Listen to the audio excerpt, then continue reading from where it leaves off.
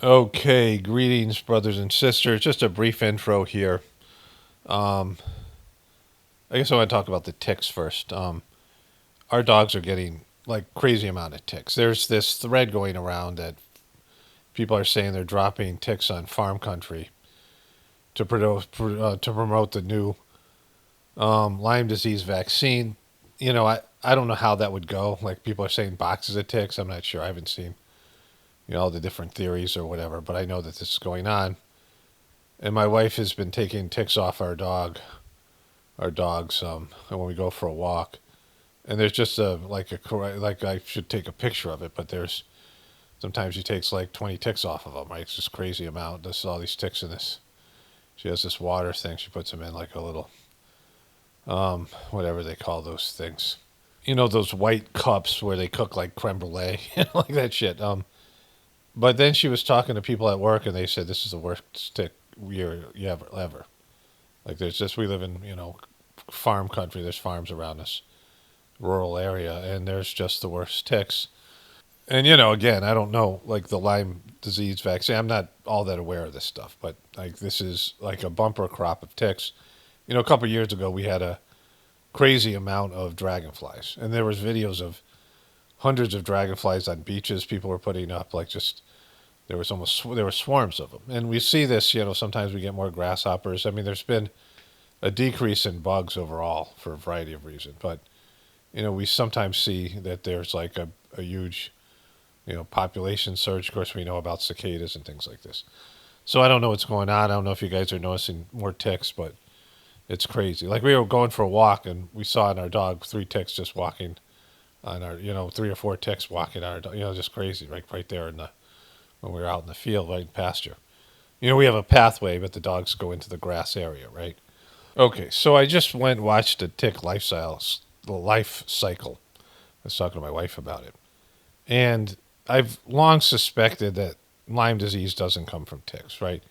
And I am now even more confident in that idea. Like, again, I don't recommend things. I'm not a doctor or any of these things. I'm not, obviously not a scientist, I'm not into, I don't believe in the allopathic model unless, like, I have no choice, right? Which I more and more am feeling like, I do have a choice, right? Like, even in extreme circumstances. But my ex had Lyme disease and never was bitten by a tick, right? And so, you know, so, and had like the highest level of Lyme that this particular, she went to some, doctor or whatever it was, clinic kind of place, and they never seen Lyme numbers like hers. Like she had the worst case of Lyme they've ever seen, and she was never bit by a tick. And so I just watched this thing was from a doctor, allopathic doctor, talking about Lyme's disease. And, this is what he said. Like you see those little tiny ticks, like those little flat ticks. You can't squish them with your fingers, even if you press really hard, like it's almost impossible. Maybe get your nail into it. They only have 6 legs, but they are arachnids. They're a type of spider. And they're born into the, earth, and they need to take what he called the blood meal, and vampirish, and they crawl on usually mice or some kind of creature out in the deer and a number of rabbits, whatever it is, and sometimes your dogs and sometimes human beings, and they at that stage do not have Lyme, which and then they take a blood meal, and if you've seen a tick like when it drops off, it can barely walk. And I thought that they just died and laid their eggs. Like that's what because their legs are useless because they're so fat. They're like a little balloon. They're this little flat larvae, right? They're not. They don't have any. They haven't been exposed to it because they're not. They don't have the disease themselves. They get it from the blood of a mouse or whatever Lyme is, right? That's what they're saying. So those flat little ticks that you see that bite, that on your pet or on you, they're not dangerous at all. They haven't taken a blood meal. Then they get into this larvae stage where they just fall off and they're just laying there. It's just like I would pull them off our cows. Our cows used to get tons of them and throw them to the chickens. The chickens would eat them. They have, chickens are predatory and they like bugs, and there's bugs there. I mean, they really would fight over them, right? And ticks would, if they came off our dog or whatever. And we've had them where they've fallen on the floor and I've stepped on one and it's gross and there's like purple fucking blood. It's gross, right? But then it becomes a nymph. And in that nymph stage, it's digesting the blood meal, as this doctor said. And when it digests the blood meal, it grows another pair of legs. So it has 8 legs. It's walking around like this big bag, this big sack. It's a big bug now. It's not flat anymore. It goes from the larvae stage to an adult stage. In the larvae stage, it might take another blood meal, but it's impossible for. I can't imagine a human being wouldn't feel a big ass tick. Like the small ticks, if you're sensitive, you can feel them crawling on you, and usually you find them in a short period of time. And they don't have disease. They're not born with disease, right? If the mother has Lyme, the father has Lyme, the babies don't get Lyme. So the larvae doesn't have Lyme, right? This flat little bug you don't feel, but a fucking big ass tick with it's like a beetle crawling on you, right? Like one of those small little stink bugs or something like that. They're quite big. I mean, and then that's the one that has fucking Lyme. And so I just, I'm very suspicious of that, being bitten by a tick of that size, either a nymph or a full-grown tick. And once the tick is full-grown, it mates and lays its eggs and dies. And for a black-legged tick, which carries Lyme, it's supposed to be like a 2-year cycle. But I'd be shocked at how many people are actually getting bit by a big-ass tick with Lyme's disease, right? And so, I think now they have this new vaccine. I think it's all bullshit. Anyways, like who's to say what's going on? But that's, if they were going to drop ticks, they wouldn't be the little flat ones. And that's what we're seeing, the little flat ones. We have a lot of larvae running around. I've never seen a full-grown one.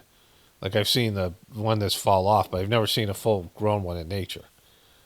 Tick. And I don't think the ticks we even have around here are black legs. So I don't even know. I have no idea what's going on here, but it all seems like bullshit, right? So I just got these pictures that you've been looking at. The life cycle or the feeding period of a nymph. Of a larvae. And then, the adult ticks of the black-legged deer tick. I guess there's other ticks that might carry Lyme, at least according to ChatGTP, but this doctor said it was just this tick, which I've never seen this tick before, with a red body, and maybe it's different versions of it. But what I've always seen is the larvae. And so, things that have a 3-pronged life cycle are kind of interesting to me. We had these red-spotted newts. I talked about those. I would find them when they were in their terrestrial phase, and they'd be walking around our property just with these bright orange newts with red dots. But then you'd see them. I saw them in their salamander form, which is they return to the water. So they exist in a larvae stage in the water, and then they become a newt, and they're walking around the land, and they go back in the water, and they change into something else. It's kind of, that's always been interesting to me. Anything that metamorphosizes. But these ticks, which are, kind of disgusting animals, parasitic and vampirish. I've never seen like a big tick. I mean, I guess they could get on dogs, but I'd be shocked to see these big ticks, the ones that are pictured, in terms of their adult form, when they'd have the disease. They're quite, when they have their first blood meal, they like quadruple in size, and then they turn into the nymph and then eventually the adult. And it's just, like I've never seen a 8-legged tick. I mean, maybe we've pulled some off our dogs or something like that, but not that I'm aware of, right? There's some big 8-legged tick, like it's just they're the small little larvae and they don't carry disease. So yeah, whatever. It's just all suspect. And if they would be dropping anything, it would be these larvae, and they don't have Lyme, so that doesn't make any sense. The government would do that. So whatever. It just seems like it's a bad tick year in terms of the larvae. But anyways, I have my own health update here. Okay, so I forgot one thing here. For those of you listening to this on my regular podcast, so the future video, it's going to be before the next part of this voiceover. But I want to talk about my being a dumb fuck, right? Being retarded. I was in Whole Foods yesterday, I think it was yesterday. Yeah, yesterday, Monday. And I can't open those fucking plastic bags you put produce in. Like, I just can't fucking do it. And, I have good hands. Like people, you have different things that are, like like I can palm a basketball. I taught myself how to juggle. I'm good at catching things. I think I'm good at dexterity. I can work with my hands. I can move energy with my hand. Different things. Like I just, um, and yet I get those plastic bags, and I have a system. I've tried different things, but I usually put it between my index and thumb and rub the part. Sometimes I can't even identify the opening, and it causes me some stress because I'm in the middle of fucking aisle like an asshole. In the produce section, and people need to get access to what they sort of try to get out of the way, and whatever it is, but it's usually crowded in there. They pack a lot of shit in there. Not just Whole Foods, these other stores I go to. But I can't for the life of me. It takes me like minutes sometimes to open the fucking thing, right? And and I feel kind of retarded because other people seem to be able to do it relatively easy. So I open jars for my wife. These things like my grandfather was a professional athlete. He played football, professional football for $10 a game back when they had leather helmets and fought in a couple world wars and made boats and fishing poles. And he was very, he had good hands, right? And he had a fucked up finger. Like he had lost part of his finger. Like he had a nail that stuck out. There was no flesh underneath it. Like he had a fucked up. It's like one of his ring fingers, I think. But he still had very good hands, and I mean, whatever. I'm like, but there it is, right? And so there's other things that I do, the stupid shit I do. I'm messy, and like when I cook, they're just I can't help but get shit on the floor. Like even if I'm trying really hard, I mean I have to put in a lot of energy or effort not to be messy. Like and just like we go out to a restaurant, I would buy these shirts, like these collared cotton shirts that I get like fairly cheaply on Amazon, and I'd wear a brand new shirt, and I'd get stay fucking food on it. Like it just I mean, there's just things, right? And I can be clean or I can be not messy in terms of it's not just like being careless, but it takes an extraordinary amount of energy for me to fill out a form correctly. There's things I'm glad my wife does like most of that stuff. I can do it, but it just drains me of energy. And there's things there that I'm just fucking bad at, like networking and social interactions. Yeah, I have this stuff that I'm just like and just making mistakes, right? And so, when I call people dumb fucks or retarded, I recognize that in myself. Like I talked about Tuesday Paul screwing over, Thursday Paul, and the same fucking things over and over again. I mean the same, kind type of things, right? Some of it's being dyslexic, which is considered a disability, but I wouldn't trade it. I wouldn't trade anything. Like it's just, I mean, not just I am what I am. If you give one thing up, you never know what that thing is. And dyslexia has helped me a great deal in my life. The pattern recognition. There's things that I'm good at, right? And so it's just there's everyone is a dumb fuck, and when you're young, you do stupid shit. But the stuff that I talk about with Trump supporters is there's more than enough information out there for you to realize Trump is a fraud and you got fucking played. I mean, it's overwhelming. It's just willful denying something because you don't want to admit you got fucking played.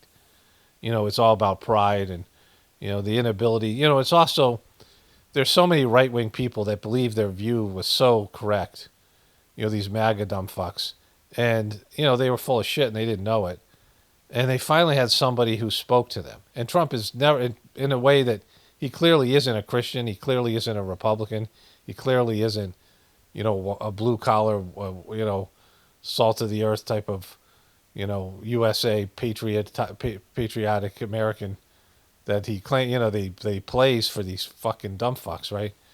And he finally said, "This is what I'm doing what you believe," and he did all this stuff. Like he did, he lied about some things and misrepresented some things, but his worldview got. I mean, he just went out and did it, and a bunch of right wing bullshit, and it's all failed, right? All these people thought that they knew what's going on, and if everyone just believed what they believed, and they were doing it right, and all that shit. And they just won't admit it. It's admitting that their whole belief system, everything that they thought was, it's also giving up on hope, right? Because there ain't going to be anybody else who can appeal to them like Trump and is going to lie to them like Trump did. And, and for them to realize that their whole worldview is fucked and there's no hope for their vision of the world. And it's a hard ask, but, it's something that you have to do. Like, you have to recognize your liabilities, and when you're being, it's also realizing other people do certain things better than you and letting them do them, right? You're taking a back seat to somebody who's obviously better at something than you are. And people just don't. That's what I talk about, dumb fucks, right? Just being stubborn and prideful and the inability to shift gears and see what's going on. And so, I just thought I wanted to clear that up. Like, it's clear right now for everybody that isn't a Trumper that it's over. Like, Trump fucking played you. All the things. We're going to get into the stuff with Epstein. Like, so many things here. And that, it's obvious. It's so obvious. And you just won't admit it. Like, they just won't fucking admit it. And you know how arrogant they are about it with their fucking, oh, you have Trump derangements and just all the cult shit they say and how, how they in their face and they have to speak up. And, it's so bad. Anyways, all right. So let's get into this other thing here. So sometime in February, so it's been a while, I woke up and I went to did my morning stuff, whatever it was. And was just doing a voiceover, and my heart started to race like fucking crazy. Like, it was beating like really fast and really hard in my chest. And I would later find out, because we had one of these finger sticks that monitors your pulse, that it got up to 250 beats a minute. Like, it's crazy because my resting heartbeat is 60, 50, 60, 70, whatever it is, beats per minute.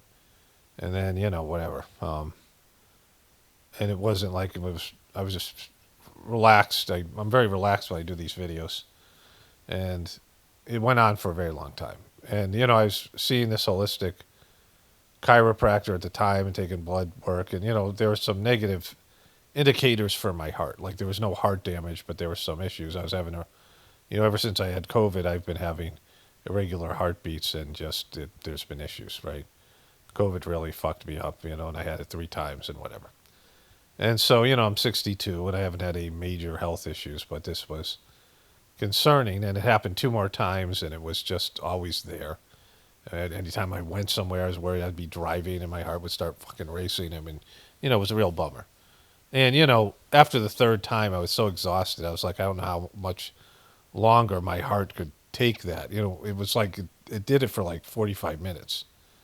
And then it was beating at like 110, 115, 120 for 2, 3, 4 hours after that, right? It took a long while before it went away. We went to see the doctor, and there's an acupuncturist there, and she did some acupuncture, which I think helped. And eventually it went back to normal, and then it happened 2 more times. There was this holistic chiropractor oversees another chiropractor and an acupuncturist, and they take blood work, and they do a lot of different supplements, and they do homeopathic remedies. There's a variety of things there. It's like a holistic approach to health, and they helped me after COVID, but it was limited.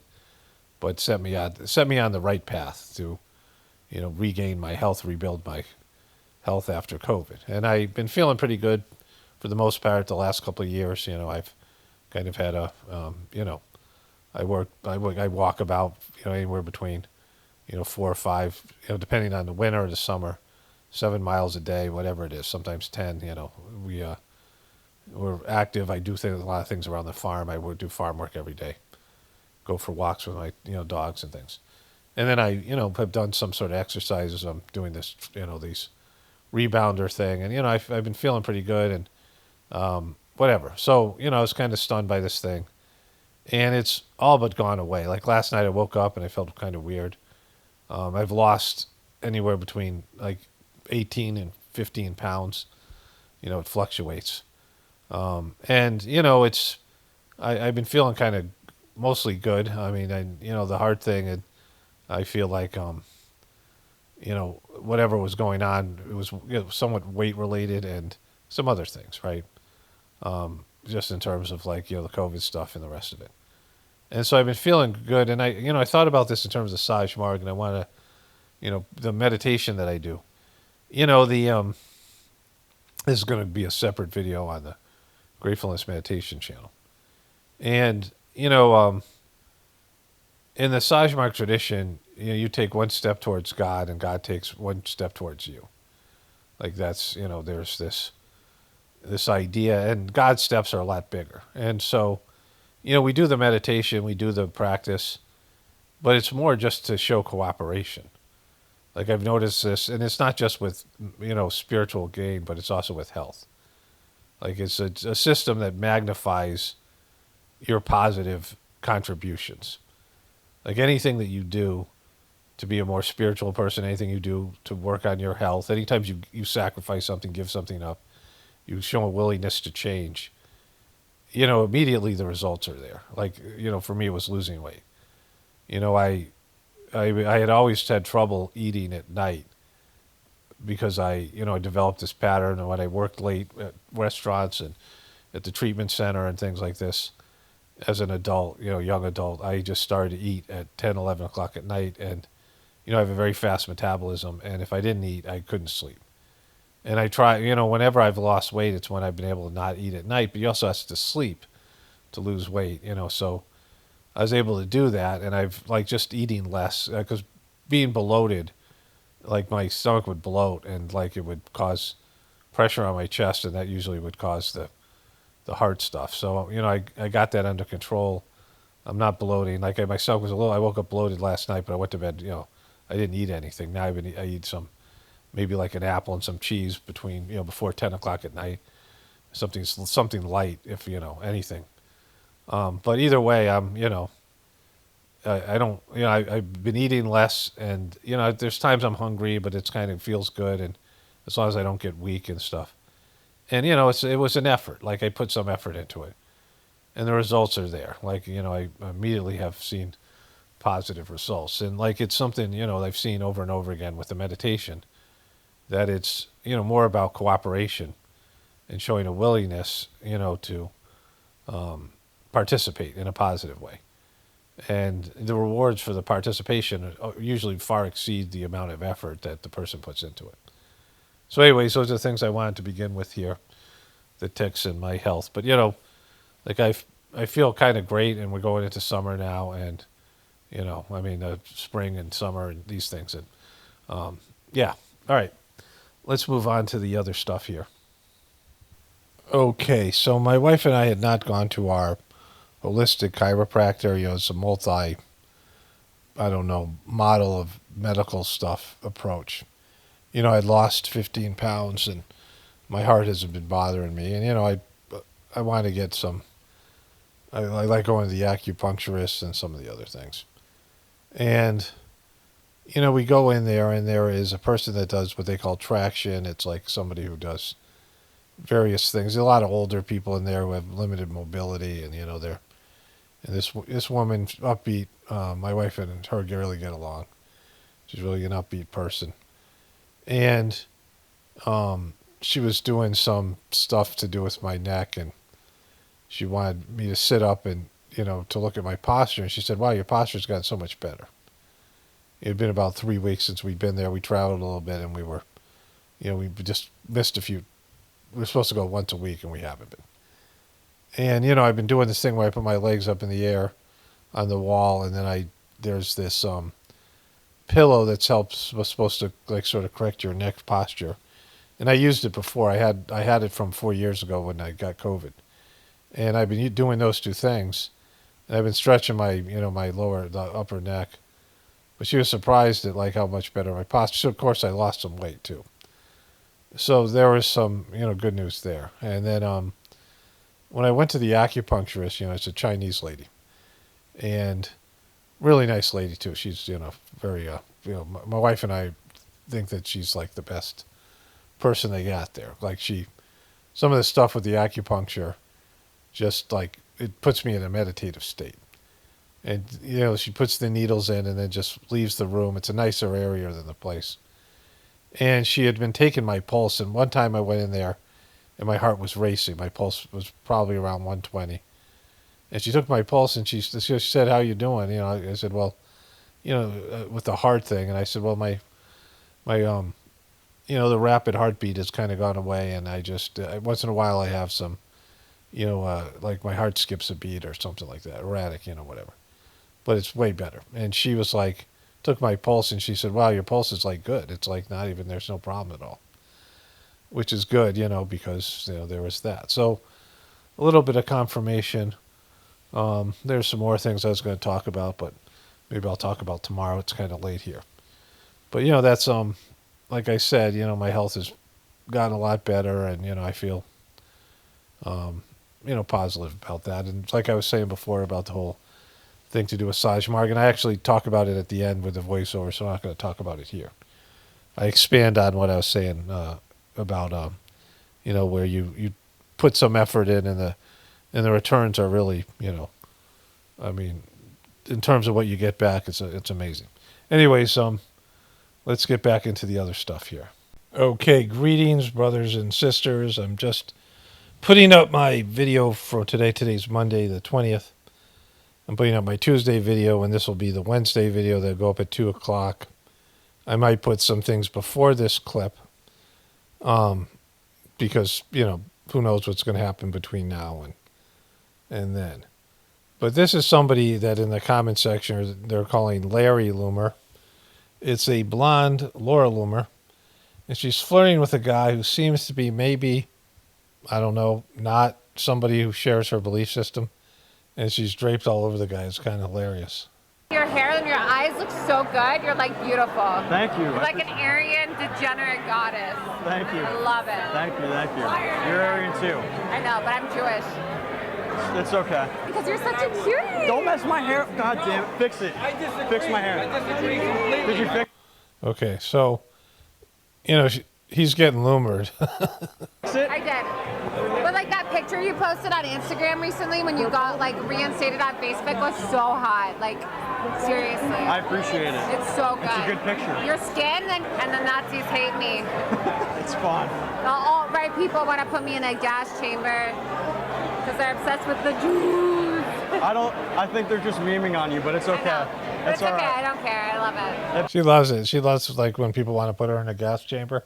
She loves that. Like, that's just her favorite. I feel like that sometimes. I know. They're just jealous because I have big tits and an Ashkenazi IQ.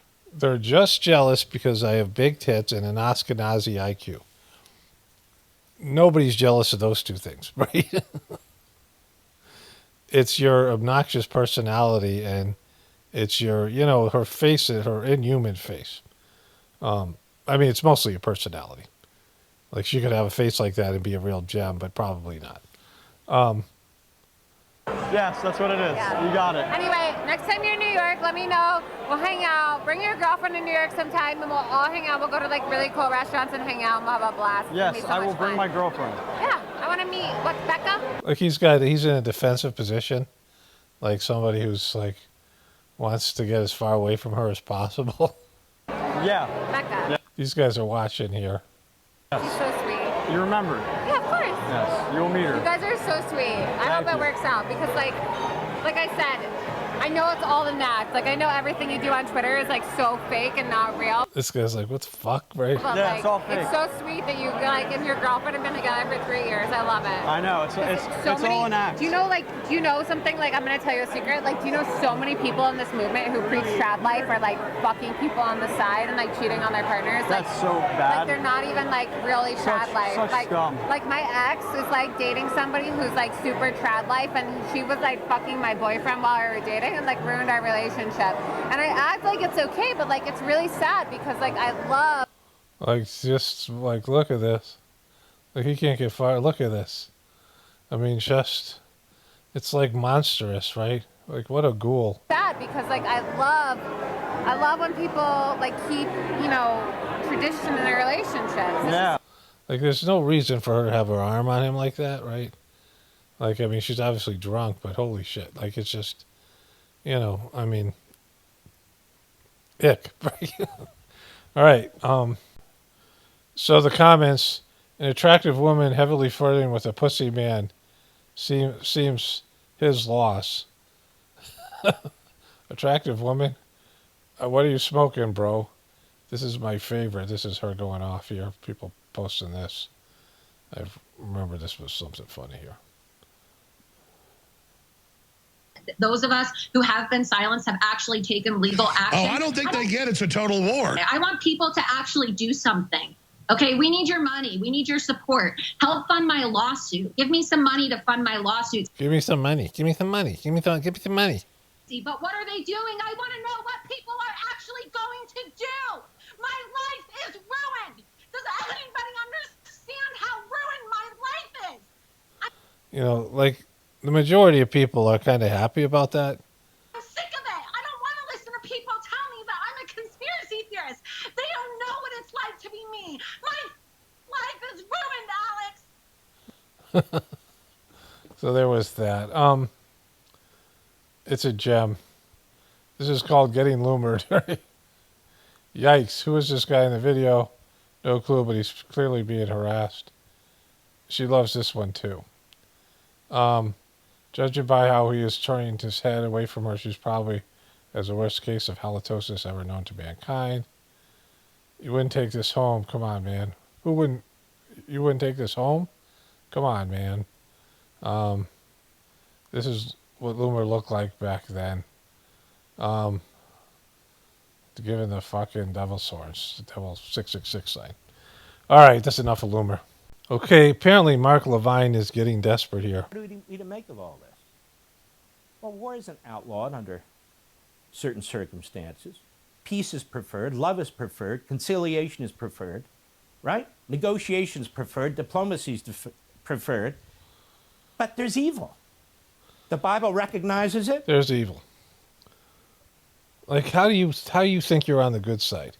Look at this fucking guy. Like, how would you in the world, would anybody think this guy is on the good side, right? Like, he's on the opposite of evil. Like, we recognize it.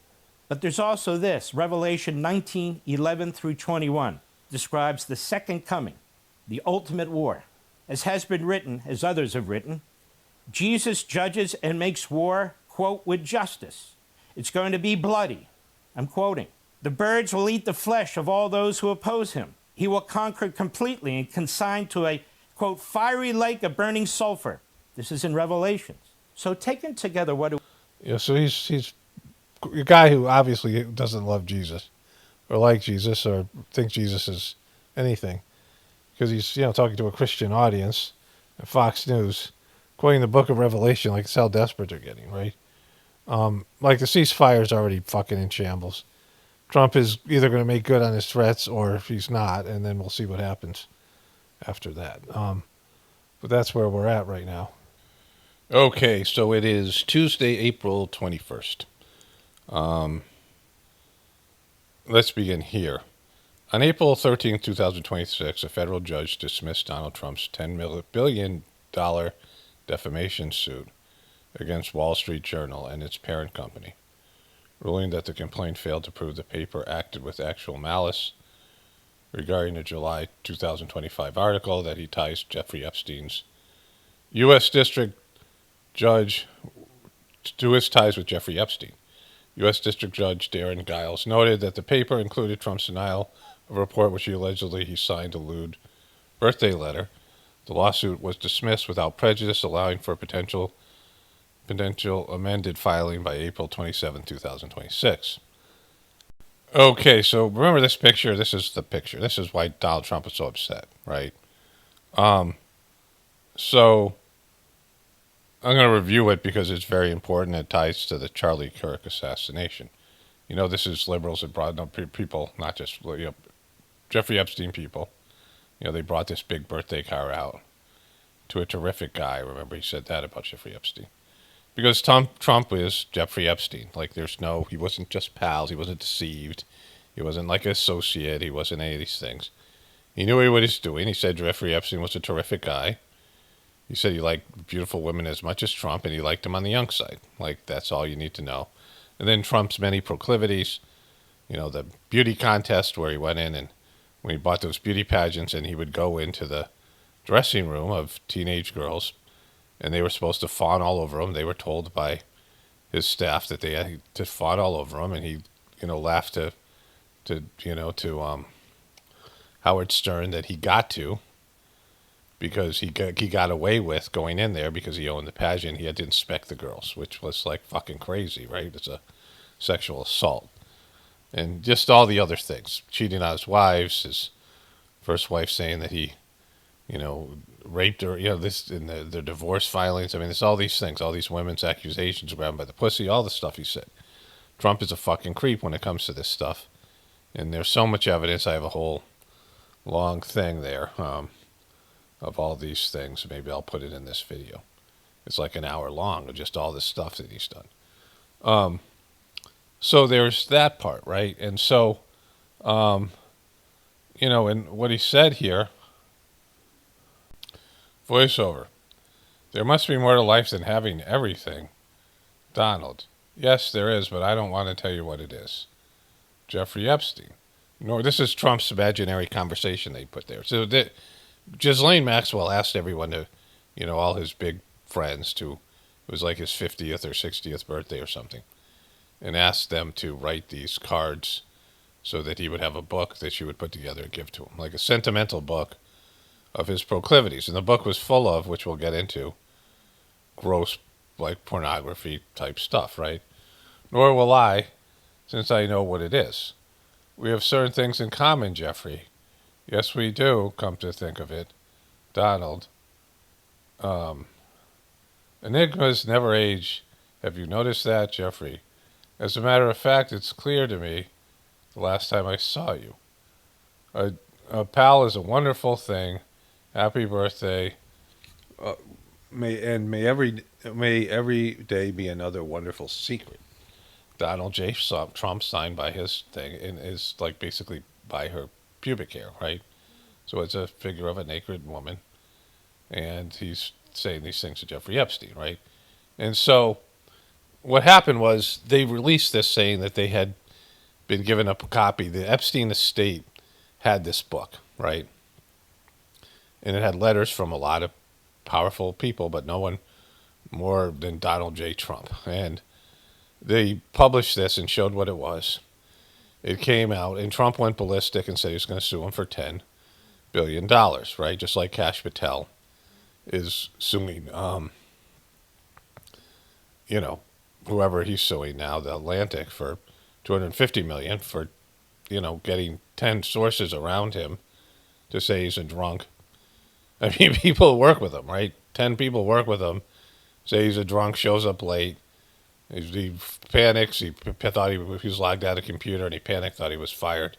He went ballistic. He's a fucking, he's a head case, taking a private jet around. It's just fucking nightmare. And this is from the movie The Apprentice, where the famous and rich lawyer Roy Cohn apprenticed Donald Trump. And Trump and his dad were going through, the company was going through some legal action. And they were completely wrong, and he got him out of it by attacking. Like what he would always do is he'd never defend, he'd never admit to anything, and just attack. And always filing suit, right? So this is what Donald Trump has done over the years. It's well documented. He's completely in the wrong, and he gets accused of something he's doing, and instead of owning up to it, being a fucking good person, oftentimes he's bullying some, vendor, some average person just struggling to, some independent small business person, and Trump is bullying them out of the money he owes, right? I mean, he's a piece of shit. He's always been a piece of shit. And so he sues the Wall Street Journal, and then the Epstein archives, or whatever it is, the Epstein estate, releases the whole book, and this is it. And it's clear that Donald Trump is guilty because it's a part of the book. It comes from his, this thing, Ghislaine Maxwell, who lied about it. She doesn't remember anything about the book and these things, right? Which shows you in Donald Trump's letter. But it was clearly his. And then a day later, Charlie Kirk is killed. This letter's released. So this could have been, the downfall of Trump. It should have been. It's fucking creepy, and it implicates him 100%. I mean, it's a weird fucking thing that he's got here. And, like this thing here. And so, and all the other things. He's got all these, people, his former, one of his like upper level Administrative is like the guy that was his, running his company, said that him and Jeffrey Epstein were best friends, and they hung out all the time. I mean, giving details. Jeffrey Epstein's brother, there he was on Jeffrey Epstein's plane with Trump, and Jeffrey Epstein had told him something, which he repeated in front of Trump, which was, he asked Donald why he liked to sleep with married women, and Trump said, because it's so wrong. And Jeffrey Epstein's brother said these things, right? And Trump, that he was there, will witness these things. So there's all this stuff. There's, Trump is, was complicit in with Jeffrey Epstein. He knew what he was doing, and he was, partaking to whatever extent. And then, that makes him very vulnerable because Jeffrey Epstein was a Mossad agent, which means Israel has all the dark secrets, right? And so that's what we're dealing with. But, Trump suing them, and then Charlie Kirk getting assassinated, put an end to this story. And now it's just this random story that somebody posted on Facebook that I fact-checked on, Gemini. And, I mean, nobody's covering it. Like, maybe some people will, so I'll see if anybody does. But he drew this picture, and he created this dialogue because he's an Epstein guy. And he's a fucking creep, but, like, he got away with it. Based on the way he does things and, all the things that have fallen into place that have distracted people from the Epstein stuff. I mean, again, like just one thing after another. And Trump is, all the stuff he did to block the files and all the, all the accusations that came out about him from his woman and all this stuff. Like he is, he's complicit. He did everything in his power to, Jeffrey Epstein died on his watch. Right? So like, it's just there. Like it's there for everybody to see. And so he is the worst nightmare for these people. Many of the Trump voters, many of the MAGA people, Epstein was like their number one issue. The sexual abuse, Pizzagate. Like there's lots of people who are Trumpers that was it. And they were all, gung-ho when it was Bill Clinton they were going after her. Any number of other people. But, they failed to see the mountain of evidence against Trump. He's the number one Epstein. They were like best friends. Like Trump was closer to Epstein than any of these other people. And so, like, this is, Bill Clinton, he's not a billionaire. So, a lot of these people went to Epstein for money. Fergie, Prince Andrew, like, they were broke. A lot of these people had financial ties. Trump was going to Epstein because they just were, like, very similar. They hung out a lot. They were besties for a long period of time. And so Trump is, this is it. And Charlie Kirk getting murdered is, the biggest thing that happened to stop this story from, developing. And the lawsuit now, which has been resolved, and then everyone will move on, and we're in the middle of this fucking, bullshit war. Trump, there's rumors that he was asking for the nuclear codes and someone wouldn't give it to him. Like, there's shit like that floating around. Maybe that's true, maybe it's not, but it totally could be true because Trump's he's completely unhinged. And, he's owned. Like, Israel owns him, and this is probably at least part of it, right? Like, they have stuff on him. Like, he just does everything Israel wants. And, like, it's bad. Like, it's fucking really bad. So this is droopy dog Jake Tapper. Look at him with his fucking somber glasses and a somber tie. He used to do a somber tie thing. That's a throwback to, like, 5 years ago. But, how is this guy a news person? Look at his fucking face. This is Stefanak, Elaine something Stefanak. Big-time Trumper, right? And I just think a call for genocide on a college campus and a call for genocide made by the President of the United States, like, they're both bad, right? That's what I think. I've condemned genocide across the board. The difference... I've condemned... She's condemned genocide across the board. She's against genocide. Like, she just is. She's like, fucking, look, she doesn't take a hard stand on most things, but genocide, 100% against it. She is, except for when Israel does it in Gaza.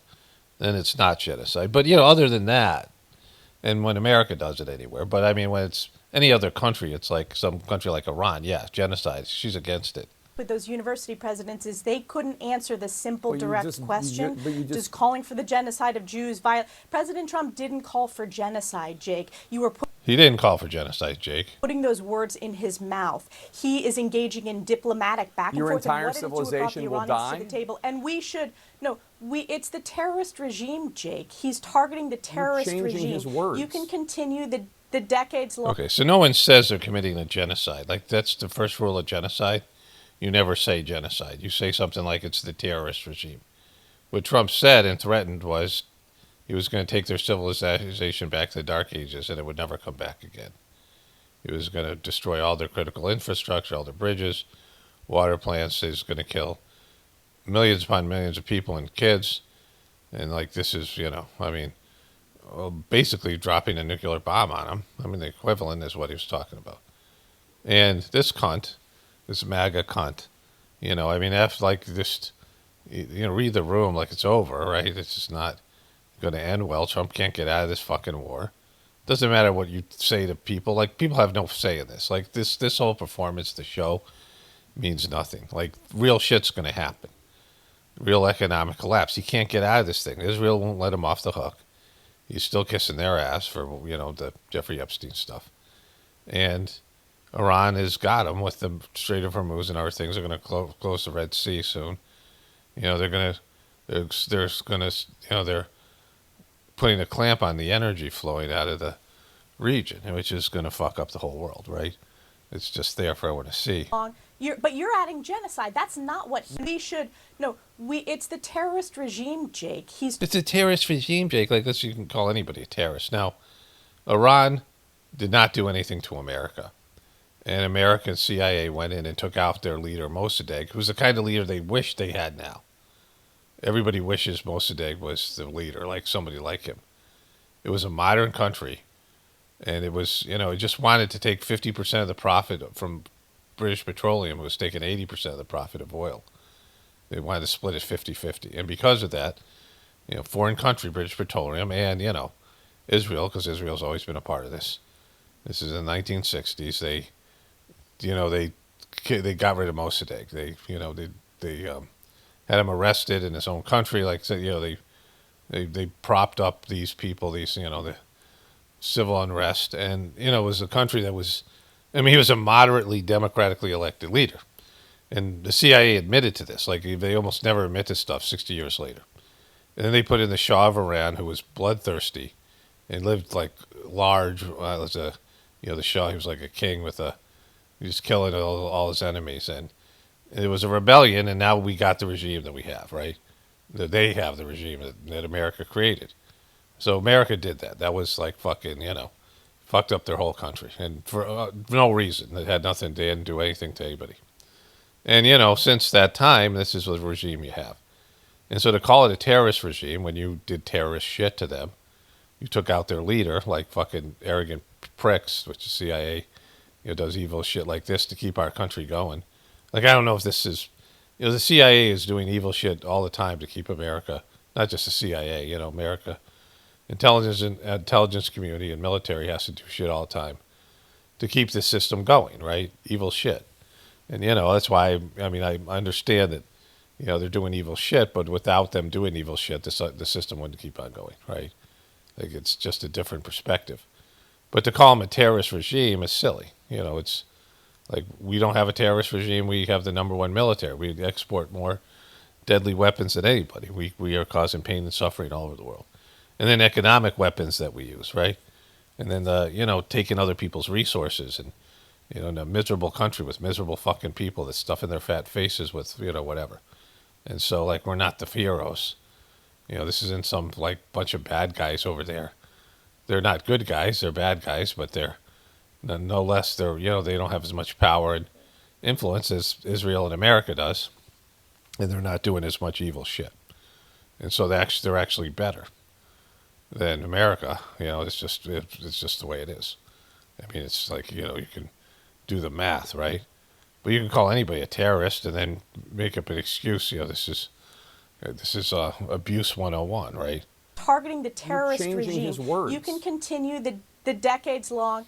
But you're adding genocide. That's not what he What is wiping stated. out an entire civilization? In the case of the university presidents, I specifically asked them about calling for the genocide of Jews. Again, the president. Again, she's talking about students on college campuses dumb fuck American kids who are students, right? Calling for the genocide and whatever, or people, staff members who have no access to missiles or weaponry, pacified liberal vegans who call in for genocide of whatever, right? Israel, whatever it might be. Like just protesting, just like, dumb fuck Iranian kids shouting death to America, but with no way to bringing death. Trump is ordering, he's commander in chief of the most powerful military and threatening to use that military to wipe out a whole civilization. Fucking 1,000 times worse, right? And this cunt, right, with her fucking... is correct to call out the Iranian terrorist regime, to bring them to the table, to force a ceasefire, and frankly, to free the Middle East from this largest state sponsor of terror that has not only killed American lives, but has targeted Israel and the United States of America, including assassination it's just a very attempts simple question. Jake is a Jewish person, and he is very pro-Israel. I mean, so, like, that's how bad this is, right? Like, Jake isn't some, I mean, he's clearly not, like, on Iran's side, right? Our elected officials. I mean, he works at CNN. Is calling for wiping out a civilization. Is calling for wiping out an entire civilization the bad or Iranian good? terrorist regime. But that's not what he said. Of course it's bad. That is not what he is calling for. He wasn't calling for genocide. Your entire civilization it was targeted will die. towards the Iranian terrorist regime.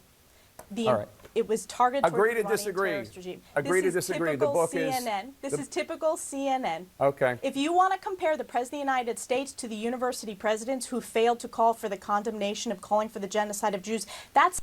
Yeah, that's nothing. Like, I mean, that's like Trump is actually saying he's going to wipe out their civilization with access to weapons. Liberal presidents that are not calling out for their students for their right to protest on campus, the protests have no teeth or no anything. People just saying things, right? I mean, she's like, like this is what you get. And then there's dumb fucks that believe in this stuff, like still some. I mean, it's a degradation. Like we're worthless species, right? Like this is what we've done with our capacity. Human beings have a higher capacity to reason and to, with language and things that we have, like in terms of our ability to express ourselves. And this is what we're doing. Like just, the internet's full of just crap like this and people like this is governmental people with power and, just lying, just fucking lying. Just fucking lying. Like he called for a genocide. Like he didn't say genocide because no one says genocide. He threatened them with what would be to wipe out their civilization, right? That would affect all the people and the citizens. I mean, just, and like I mean, even if he's using it as a tactic, he's bullying somebody, threatening something that, war crimes and, all this stuff. I mean, just a horrible person. All right. So the negotiations have fallen apart. Trump has extended the ceasefire to another day, because he's desperately trying to get out of this thing, which, he must know Israel fucked him. Netanyahu fucked him. And Netanyahu still isn't shown up here or anywhere else where you can be verifiably alive. Like, as far as we know, he's just dead. AIBB. I mean, we don't even know what's going on in that country. And so, like, this whole thing's an absolute mess. All right. Now in week 8 of Trump's war in Iran, Tehran and Washington are now preparing for another round of peace talks in Pakistan. Vice President J.D. Vance will again lead the delegation. Jared Kushner, Steve Witkoff, and officials from the Pentagon, the National Security Council, and the State Department will also be with him. Noteworthy, Secretary of State Marco Rubio will not. One foreign diplomat in Iran who is in contact with its leaders told MS Now that they would only attend the talks if the vice president was there. Vance also led, if you recall, the unsuccessful meeting that took place earlier this month. And earlier this evening, the president spoke about what he expects from the upcoming negotiations. They're going to negotiate, and if they don't, they're going to see problems like they've never seen before, and they're going to negotiate, and hopefully they'll make a fair deal, and they'll build their country back up, but they will not have, when they do it, they will not have a nuclear weapon. They will have no access to, no chance of having a nuclear weapon.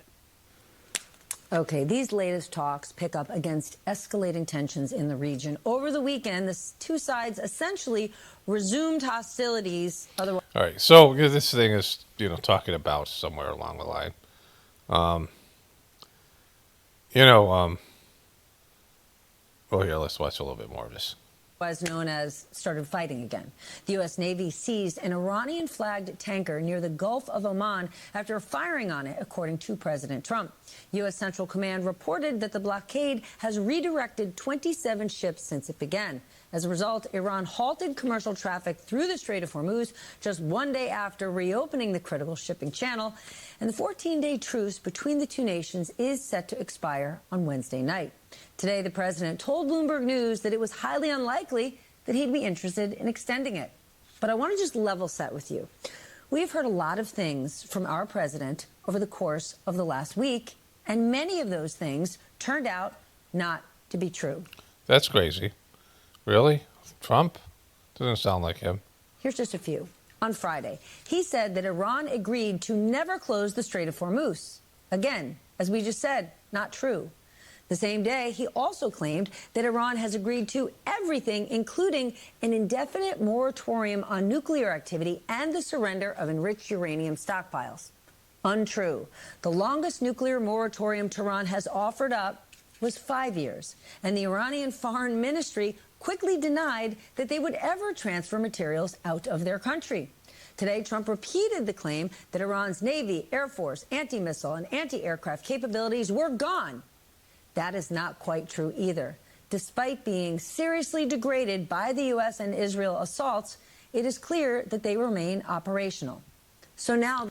All right, so this thing is unreliable information, Trump disagreeing with, these things with Iran. But, Trump's caught in this thing, and he has one option, which is to leave with his tail between his legs. Like, that's it. Like, that's all it's like, and he's not going to do that. And all this bullshit about him being a master negotiator. And so, like, this thing will keep on going on, and it's going to escalate and get worse. And then, Trump's going to, go into, a fetal position. He's just not going to be able to handle it. And then, he's going to get eviscerated in the midterms, and it's just, the MAGA has ended here. Let me show you this here. So this, I don't know where I guess this is Facebook. I don't know where I saw this. One of my viewers left a comment saying MAGA is dead. And this person said MAGA is dead. And I'll read this exchange in a moment here. But MAGA was never alive because it's just a made-up term. Like, Trump is a grifter. And he made up this great term because it won. It was an election-winning bumper sticker term. It was a thing that appealed to dumb fucks, right? You had all these people, mostly white, Christian, American, right-wing Republican people, who felt like America's going in a liberal direction. And the America of their youth, they want to bring it back, make America great again. They remember when America was great in their eyes, and they want to bring that back. They see it So it was a great fucking saying, right? Make America great again. It was it's a winning slogan, right? Like, it's just, in terms of politics, in terms of all of it. Of course, it's all rigged, but it's a great thing. But Trump moved the bars on what make America great again meant, and he kicks people in and out of the thing all the time. Megyn Kelly was out, then she was back in, and now she's back out. Now Tucker Carlson, Alex Jones, and Candace Owens used to be MAGA, now they're not. And it's 100% only about Trump. And he didn't deliver. After 2016, all the QBs, all the QAnon dumb fucks, put their tails between their legs, and they were all hiding out after being completely nightmare in the truth community. Just their comments and their dumb fuckery and their bullshit stuff, and they're being run by obviously that it was the posts were being run by intelligence, intelligence agencies in America. And they were actually, bullshit things. Trump wasn't even a part of that.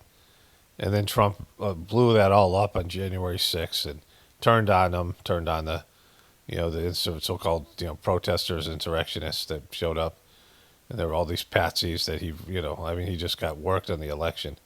And they all went to hiding. Remember, that was great. They all realized there's 1,000 hidden, unsealed indictments were bullshit and all this stuff. That he wasn't about this. Remember, Trump said, a storm is coming, and they all, they were printing T-shirts and all that bullshit, right? But there was never anything here. It's all been bullshit. You can't make America great again. You can't make America great. Like, we're so insolvent. We're debt's upside down. You know, I mean, that's just economically, morally. It was just this, it was just a very effective bullshit line, right? It was like a pickup line, Trump, to bring in dumb fucks that he doesn't care about. And so, and Trump is MAGA, right? And it's not, Trump's a fraud. And so this guy, the woke Reich podcast class must no longer be referred to as a woke right. They are not conservatives. They have nothing to do with conservatives of any kind. They're not Republican either, and they're not MAGA. That's Mark Levin. And Nicholas J. Fuentes said, "We are America first." And there was more to this, I thought, but oh yeah, here. You, the Republicans of MAGA, are Israel first. And so this is where they're at, right? Like there's a division in MAGA because there's ultimately going to be one, because MAGA's bullshit. Like, it's not that MAGA's dead. It's that, he was an Epstein guy. Like, MAGA, one of their pillars was Epstein. Like, the people who claim to be MAGA, if you ask pretty much all of those people, they were all for the prosecution of the elites that partaked with Jeffrey Epstein until Trump blocked it. And so Trump blocked one of their, major components. And like, that should have been enough right there to show you Trump's a fucking fraud. Trump has shown them every possible way that he's a fraud. And there's just some bullshit idea that, there was no way to do it. And Trump is pretending he's making America great again by doing shit like tariffs and other things that have no, anything there's no positive results there. Like, nothing he's doing is going to be effective. And so, it should be obvious to everybody, but to those who isn't, it'll be obvious at some point that MAGA failed. And there's no MAGA 2.0. There's no person that's going to come in and they're going to have to run away from Trump. The next presidential candidate for the Republicans is going to have to pretend that, they're never Trumper. The dumb fuck Trumpers all get depressed, and they'll realize that, things are going to get way worse. It's going to swing back to the left and all that bullshit that the left was pushing, because they'll go full fucking, left tard, and they'll just libtard. And so, like, this country is going to just swing back and forth like that. And if there is a country left, like there's, big changes to lifestyle, like real problems that people will have, like when lifestyle gets affected. And, but MAGA was never real. Like, MAGA was never real. There was no MAGA. I mean, it was just a bullshit thing. There was no chance of making America great again because even the best person in the world, the best politician, the best whatever, leader, couldn't solve this kind of debt, right? Like, there's, America is and it's not just the economic debt, it's the immorality, it's all of it. Like, it's a dying empire. It's an empire that, and, the people who control the system know that the American lifestyle is not guaranteed and is no longer in stock. And they have to get the Americans to accept it, right? America is no longer going to be number one. America is no longer have the kind of, like, the privileges that we've had. So it's just there. It should be, obvious to everybody. It's silly. It was a silly little thing from a silly little man, right? Okay, so I was just scrolling down Twitter, and I think this is the demon right here. Laura Loomer with her fake red hair. We have a lot of great friends and a lot of great people. Laura, how are you? You look so beautiful, as always. Come on, bro. Come on. She's monstrous. That's a woman with courage. You don't want to be Loomered. If you're Loomered, you're in deep trouble. That's the end of your career, in a sense. Thanks, Laura. Thanks, Laura. Don't get Loomered. All right, so I don't know when this is from. But just below this.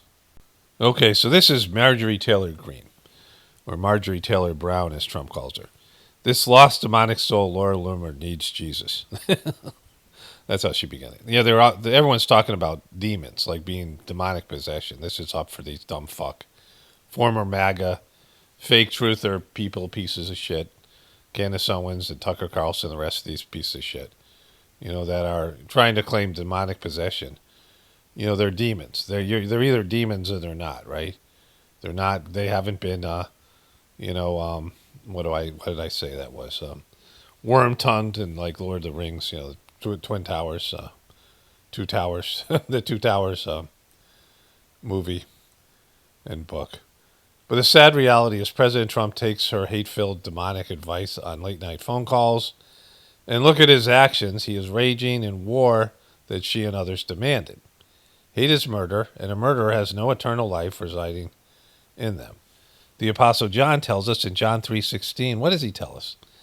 For God so loved the world, he gave his only begotten Son, that whomsoever believeth in him should not perish, but have everlasting life. God does not hate Candace Owens. He loves her dearly. And Jesus died so that even Laura Loomer, if she were to repent and believe and walk in obedient faith to Christ, can be forgiven and have eternal life. And this is what Laura Loomer posted that she's responded to here. God hates you, real Candace Owens. Now, God doesn't hate. God's incapable of hating. God is only love. God is nothing else but love, right? Like there's nothing God can be other than love. Or there's no God, right? God hates you at real Candace Owens. It's why he gave Charlie to Erica and why you didn't even get to say goodbye to him. Is that what happened? Because it wasn't God that gave Erica to Charlie. God hates you. Look in the mirror and internalize how much God hates you. We all hate you. Humanity hates you. And you are irredeemable. She loomered. You got fucking loomered. This is what's going on, right? This is how bad this fucking thing's degraded. Okay. So this video popped up. Tucker Carlson brings in his brother Buckley, who writing Trump speeches and this stuff. And it's not another shocker, but something. Let me just show you this. Apparently he named his son after his brother here. But here. Easy, but in his own neighborhood, which was 100% Trump haters. That person is my brother, it turns out. Buckley Carlson, Uncle Buck, as he's known to us. And so we thought we would sit down and ask him, are we imagining this? Did the guy you supported from 2015 in the face of social sanction like you wouldn't believe, did that guy just betray everything you believe and the reasons you supported him in the first place? Are we imagining this? Is it real?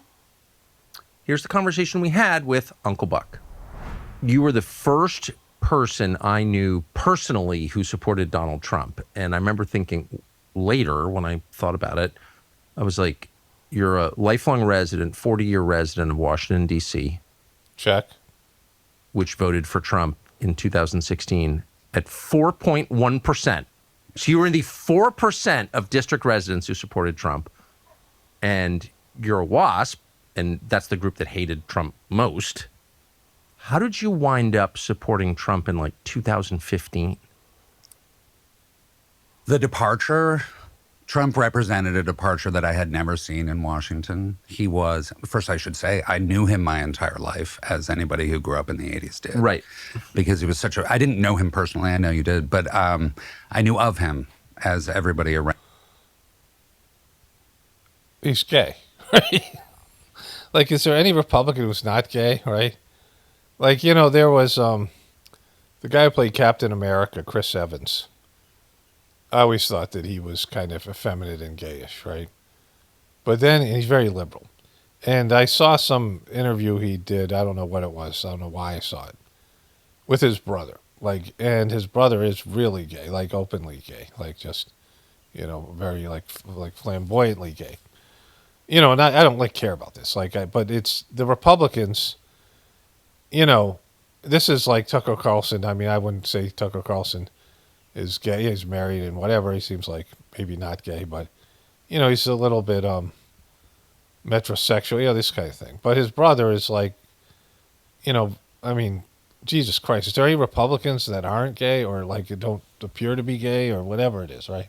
Around us did, because he was such a carnival barker of self-promotion, Yeah. gold dip braggadocio, lying. I mean, he was a performer. Yeah. And he was the creator of his own story, which on the one hand was disgusting because he was a man of obvious faults. I mean, he was gross and loud and brash. You know, like, how do you support the guy, right? Like, you know, I knew this about Trump. Like, everything he's saying that, you know, we all knew about Trump. We even watched The Apprentice. It was a joke, right? Like, Trump was he was not. And one thing you would know that he's not about other people at all. Like, he's zero about other people. You know, he is 100% not for other people. Like, he's just selfish and self-involved. And so, really, just, I mean, you know, how do you think this guy's going to make America great again, right? Like, you know, he's a failure. He's gone bankrupt and things. Like, they all knew. Like, you know, Trump was, like all these other guys, a fraud. All politicians are frauds. And Trump was, like, one of the worst ones. So, Buckley Carlson, I asked to see if he was gay. And he said to Tyler Boyer, while they lie about someone being gay who is not, pretty horrific thing to do. And this guy said, Tyler, have you ever brought other men into your marital bed? You know, so Buckley Carlson, who seems, you know, pretty obviously gay. Tyler Boyer, who is the TPUSA gay guy who introduced Erica to Charlie and hired all those other gay Twinkie guys. Like, it's a fucking, you know, all these Republicans, they're not anything like MAGA, faithful, dumb fuck, you know, whatever it is, right? These people are metrosexual, very effeminate. Many of them seem gay or bisexual and, you know, and just educated and elite. And then, you know, Trump is pandering to these dumb fuck hillbilly types. You know, like, it's just, Jesus Christ, right? Like, it's such a mess. And crude and a serial adulterer and all the things that you probably wouldn't want to be and certainly wouldn't want your children to be. Well, that's why the WASP didn't like him, because he bragged about himself. Yes. Which is like, you know, rule one, you can't do that. That's why my children didn't like, you know, it's like. Very much so. Yeah. So that was a massive hurdle. And I mean, they already had a candidate called Jeb Bush. I was aware. I was compelled, actually, for the first time ever by some of my clients to actually contribute to Jeb Bush. But he was the consensus choice of his people. I mean, he converted to Catholicism, but no one really took that seriously. He was a birthright Episcopalian. Like, everyone knew this is our guy. It was his time. It was. Yes. It was his time. He was the adult in the room. I remember early on, actually. Okay, so holy shit, right? He goes on, talks about Jeb Bush a lot and, you know, all this stuff. And then he became a Trumper, and now he isn't. But definitely gay, like, you know, I mean, I don't know what to say, right? It's a constant thing with these guys, these Republicans who are, you know, I mean, he's accusing Tyler Boyer of being gay, and he is obviously, you know, I mean, come on. All right, let's move on here. Okay, Tuesday night here. My wife and I just came back from the chiropractor a little bit ago, and she's taking a little nap. We were watching TV together, and I already talked about this for you guys. You guys already heard some of this, because I'm going to put a voiceover in I haven't done yet. So that's one of the weird things when I'm, you know, I haven't created something, but I know you've already heard it. But anyways, so we listened to this. I wanted my wife to hear how gay Tucker Carlson's brother was, and she was driving, and then we got to a stoplight, and she was able to see him, how gay he was. But we listened to a little bit more of this thing. We didn't listen to all of it, but listened to some of it as we were driving there. And they talk about gay Republicans here. And I saw to the extent that people were phony. There was a huge disconnect between their personal lives and how they voted and how they campaigned. Gay. And gay. Super Yes. gay. And very much in our party, which I was surprised by, because the left was always crazy. And Yeah, the leftists can ruin to be super gay. He's obviously talking about the right. But he's talking about you. Like, how are you not gay? Like, do you not know? Does he not know he's gay? Like, what's happening? Always sort of attracted these people. At least they were open about it. The Bernie Franks of the world, at least. No, totally. Their weird lifestyles. But the Republican Party. My wife worked with some guy who was super gay. And, and like she used to kind of tease him about it. And then he eventually figured it out or came out or whatever it was. They were friends for a while. I think they're still friends. But, so this is always funny, right? Like, this is fun, right? Republican guys will always be funny when they're gay. He was completely... So there's that. I got a few more things to add here. Okay, so I made these clips here right before I went to the chiropractor with my wife. So there was multiple revelations here from Tucker Carlson and his gay brother. Okay, so this video is entitled, if you watch one video about Trump, it should be this one. It's more of their interview with his bro. Looking back, because, you and I and everyone else who supported him, you wrote speeches for him, I campaigned for him. We're implicated in this for sure. Yes. It's not enough to say, well, I changed my mind, or like, oh, this is bad, I'm out. It's like, in very small ways, but in real ways, you and me and millions of people like us are the reason this is happening right now. Yes. So I do think it's like a moment to wrestle with our own consciences. We'll be tormented by it for a long time. I will be. Really, bro? Stop. Just stop it. And I want to say I'm sorry for misleading people. It was not intentional. That's all I'll say. But anyway. Okay, so you guys, your brother started off by talking about all the things he knew about Trump as a person and how he was just reprehensible to him and many people who are, intellectual Republicans, like D.C. Republicans. He only got 4% of the vote, right? Nobody wanted the guy. And he had horrible character, which you guys knew about. So to think he was going to make America great again or anything like that, because America is obviously cratering, right? Like almost everybody believes in that. And some people believe the Democrats can save you, or if anybody can save you, it's the Democrats. And some people believe if anybody can save you, it's the Republicans. And there must be some way to get saved because we can't imagine a world where it does collapse. There's all that, right? So Trump just couldn't be a placeholder, a game manager, just not be Joe Biden. He had to be something special. And he was not special, right? And you can convince yourself of anything. If that's what these two clowns are saying that they did, which is kind of what they are saying here. The question does present itself immediately, like, what is this? Was this always the plan? You don't want to be a conspiracy nut, but clearly there were signs of low character. We knew that. Yes. But it didn't, there are tons of people. Okay, so you just stop that there with low character. And Trump's low character, there's no way anybody could really believe. There's no way anybody with any kind of realistic view of reality and critical thinking skills could believe that Trump wasn't out for himself, because that's all he's ever been. Like Trump is, look at his bragging. This guy was talking about bragging before, and he's bragging more and more now after he's president, which is bizarre. Like whatever success he's had by getting elected as president twice, and whatever success he thinks he has, he's more insecure now than ever, right? He's bragging more now than ever. But Trump has flat out told everybody that he's a selfish prick. He's all about himself, and he was there for power and status and money. And whoever was willing to give him that was going to get all of his support, right? Like he was going to do whatever. He wasn't going to do it for the common man that has nothing to offer him, that he looks down on, and he has screwed over time and time again in his life. So, this is, to think that Trump, was compromised in some way. He was like saying, I am for sale. He might as well get a tattoo or a barcode on his forehead that says, I am for sale. Low character who outperform their character. It doesn't have to be. Sort of the norm, actually, these days, I would say. I've outperformed my character a lot. I don't have especially high character, right? But, you try your best. But what was this? Was this always the plan?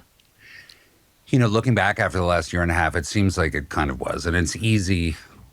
Well, you could get really deep about it and say, what was Butler? Like, how was it that and Ryan Ruth? He was subject to 2 legitimate assassination attempts. Have we ever gotten to the bottom? I know you've talked a lot about this, but have we ever gotten to the bottom I of haven't that? talked a lot about it. I don't know the answer, but I know that those investigations have been stymied. Fact. Yeah, stymied from the very top, from people who actually would have the power to get to the bottom of it. And the motive. Feeling. Yes. Right. Yeah. Very much. So. Okay, so that's just silly. They keep on putting this out there that Trump was threatened to be killed, and that was enough to them. You don't. There's that Michael Clayton, I believe is the name of the movie. One of George Clooney's few movies that I like. Michael Clayton, and it's still depressed. All of George Clooney's movies are about being pointless. But Michael Clayton is sort of a fixer lawyer, and they're trying to kill him at the end. Spoiler alert. And he talks to the CEO, the person in charge. He goes, "You don't kill me. I'm not the guy you kill. I'm the guy you buy. I'm the guy you pay off." Right? And Trump's the guy you pay off. You don't have to threaten Trump. It's easy. You butter him up and you give him money. Like, that's fucking all you have to do. And so they didn't. That was just all staged come on. It was so staged. It was so WWE. I mean, I'd like to not even question it, right? You're saying you're trying to come clean now that you guys aren't Trump supporters anymore, and talk about how you feel accountable or whatever, which is rare. Even though people aren't doing that, but still, it's not legitimate. And then you're going to bring up this bullshit like somehow Trump had to be threatened. Trump didn't have to be threatened. He could be bought, right? The enormous amount of money he got from Miriam Adelson now seems suspect to a lot of people at the time. But so, $250 million from Miriam Adelson. I mean, think about that, right? That's a crazy amount of money and he's going to get into that here. But why would they give him that money and then also threaten his life, right? Like attempted assassination attempt, and then also give him that much money? Because you don't have to assassinate or attempt to assassinate somebody who's willing to take the money. And Trump was always willing to take the fucking money or the plane or whatever it is, right? There's a lot of money in politics. To run for president requires an enormous. I mean, Cackling Camel Toe went through $2 billion in 4 months. So, sure, there's an argument to be made that you get money from those who will give it to you. It's just the nature of that game. But it's still reprehensible, and it's still a big question mark. Why would someone who has obvious and demonstrated allegiance to a foreign power give Donald Trump $250 million while he's running for president? I mean, how is that defensible? It's really not. If Russia had given a PAC for Trump, if the mayor of Moscow had somehow, Let's move forward here. But like just silly, right? And his demonstrated disloyalty and viciousness to previous supporters. Yes.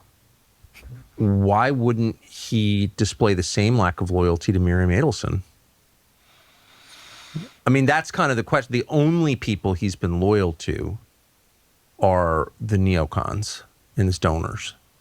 So he's attacked, so he attacks Islam. Some of us stand up and say, probably shouldn't be. So he gets in how he talks to Christ. He gets into here how he says he insults Christ, which he doesn't. He compared himself to Christ, which is he's insulting Christians really with that one. But the guy,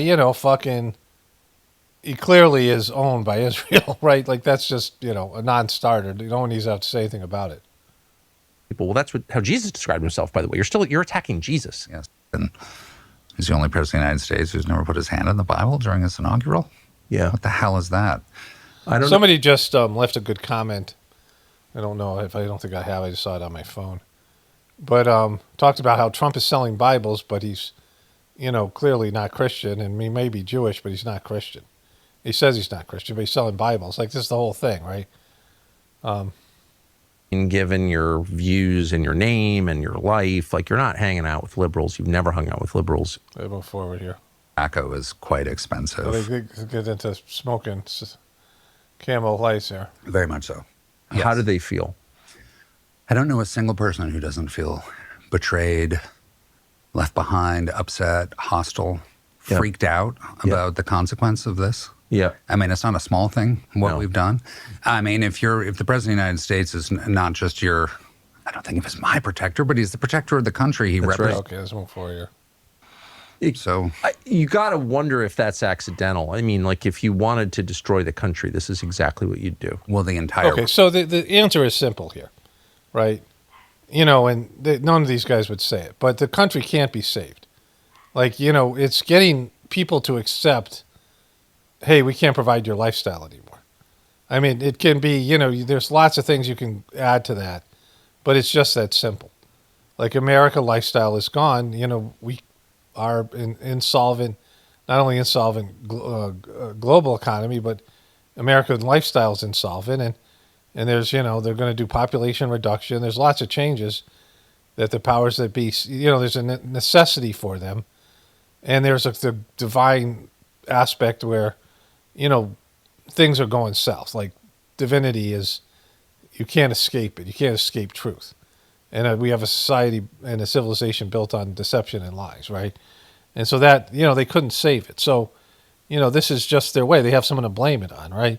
Like it's just their way of bringing down America and then, the global system. And, depopulation's a part of it. There's all these things. But simply put, if something can't be saved, then what do you do? Well, they chose to bring in Donald Trump to sell to the people, hey, this guy fucked up your country, and now you guys elected him, so fuck you, eat shit, and this is your fault, right? And when it was something that they were going to do no matter what, it had to be done. Program for the latter half of my life has seemed designed to weaken this country, to divide people, to make them less happy and more enslaved. It does seem that way. I don't know that there was like a meeting at Bilderberg or Bohemian Grove or whatever. It's so precise and so overwhelming and so universal on every front that it could not have been accidental. These are not just. Yeah, you wonder if it was a but there's if these you claim to be godly people, at least Tucker Carlson does, then you would say there's a divine plan. Like, none of these people will tell you if you're really with God, then you really can't deny the need for this to happen. You can't deny that there needs to be a collapse. The civilization has to be taken down, right? But they can't say that because, their audience and their belief system is somehow tied to American patriotism, and America must go on, and it doesn't. Like America can disappear, and it'll be a good thing. Like America as it is now, I don't mean the whole country, but the government and the culture and the rest of it, right? It all has to go. It doesn't align itself with divine will, and anybody can see that. That's, a real godly person. It's just that we're attached to it, right? Like we're all attached to it. We're all dependent on it. Conspiracy of instinct. I mean, when the George Floyd thing happened, I was confused as to what was going on because I'm literal. I mean, I'm against, obviously vandalism and rioting and hate the whites. It's just like, that's just a no-go for me immediately. But I didn't understand its purpose. I didn't understand its scale. Like, I just didn't get it. I was mesmerized by what was happening in Minneapolis outside the convenience store, right? And the New York Times ran a piece, I'll never forget it. And in it, they quoted some art critic from New York, like from the West Village or something. It was literally in New York. And he said, like 2 days in, he goes, "This is the revolution." It's like certain people tuned in to the frequency of destruction, of evil. Yes. Like, okay, so it's just silly. Like the whole thing is silly. These guys are silly little men, right? Like all this is very simple, and it's just, there needs to be this for the people who control the system, but also for God. The system needs to come down, and it's something that has to happen. So it's happening, right? Like, Trump is just the instrument of the destruction. Okay, again, back Tuesday night here. My wife and I listened to this part again. And I want to say, first of all, this idea when he was talking about how that they thought maybe Trump would outperform his character. Like, Trump has zero character. He is not, he doesn't have any dogma. He's not religious at all. He doesn't have any morals. He doesn't have any moral compass. He doesn't have any ethics. He doesn't have any of that shit, right? He's got a few things, those little things, but he violates those things all the time. He doesn't have any rules to live by, right? It's the dogma of Trump, right? The dharma of Trump.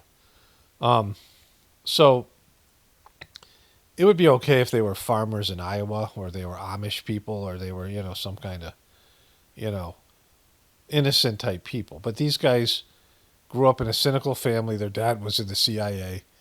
They're both DC insiders, and they're working with these scumbags, right? And they know that the system can't be changed. And I mean, to think that there's like good people, like it's just silly that they're putting that out there. Like they knew that Trump had poor character issues. They knew he was a piece of shit, but they thought he was going to somehow rise above that shit. When you live in D.C. and nobody ever rises above, just people being degraded. His brother, I mean, them talking about him, all these Republican gay dudes, there'd be guys hitting on him or just assuming he was a closeted gay. It would come up over and over again. Like with all these guys, right? The gay dudes would have their gaydar up and they would assume these guys knew they were gay or whatever it is. Like it's so fucked up that it's right in your face that he's so effeminate, so gayish, and and they're talking about Trump. They knew Trump was a piece of shit. They pushed him anyway. And there was zero chance of any of this working. They know the national debt is it's insolvent, and there's no way they don't know any of this stuff. If I know, they know, right? I'm not in D.C. I mean, to think that this somehow could be turned around and Trump was going to overcome his character and overcome all of Washington and all politics and Israel and foreign countries and all the different power groups, and they were going to allow him to make America great again. It's just stupid. All right, I have a few more little things to get to here. I never have relationship with Jeffrey Epstein. Hardly even make fuck with him. So I'm sitting in the chiropractor's office. My wife had, she was doing more stuff than I does. I'm not doing the electric stuff because I don't want to trigger my heart thing again. So I'm scrolling through Twitter, and I found a bunch of good stuff. Most of it's going to go in my next video, but I'm going to show you two more things. But there's a AI Melania Trump with Jeffrey Epstein tattoo on her bosom, and her saying, "Even I hardly ever make fuck with him." So that was great. I sent all these to my wife because I needed to be able to open them here. We were laughing about that one in the car. Trump personally shut down the investigation into a staged assassination attempt. If it had been real, that whiny bitch would still be ranting against the shooter every single day. Who said that? Been saying that for, over a year and a half now. This guy would never, not only would he be ranting about that guy because Trump loves to be a victim, he'd be bragging about his big moment. He doesn't want to talk about it because it's fake, right? And then this one, question of the day, who the hell chooses not to investigate their own assassination attempt? I think there were some other ones I didn't grab, but this is going around there now. And of course it was fake. Guys can go look at my playlist if you haven't seen it, new people to this channel.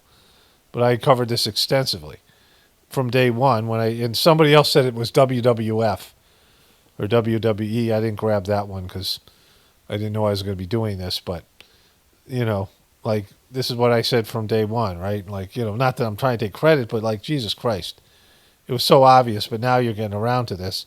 And had, anybody shown a backbone in the truth community and there had been widespread talk about this, yeah, you would have got hammered by the dumb fuck Trumpers. But you would have, this thing wouldn't be going on right now if there had been enough of the people, especially the more famous truthers that are now talking about it.